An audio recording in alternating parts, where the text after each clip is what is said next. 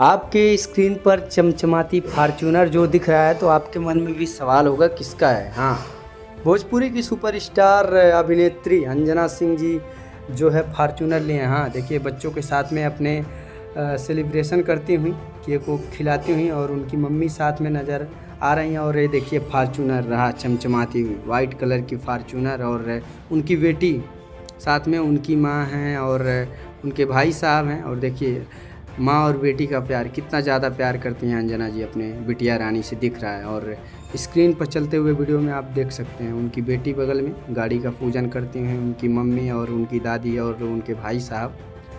तो यार अंजना सिंह का अलग लेवल पे जलवा है भोजपुरी इंडस्ट्री में। किसी भी सुपरस्टार ऐसा कोई नहीं है जो भोजपुरी इंडस्ट्री में जिनके साथ उन्होंने काम ना किया हो। हाँ देख सकते हैं स्क्रीन पर ये रहा फॉर्च्यूनर। तो आप भी ढेर सारा बधाई दे दीजिए। हमें लगा हम आपको एक गुड न्यूज़ बता दें, क्योंकि अंजना सिंह जी कमाल की एक्ट्रेस हैं, अभिनेत्री हैं, हीरोइन हैं और स्क्रीन पर उनकी मम्मी दिख रही हैं। तो ढेर सारा बधाई दे दीजिए।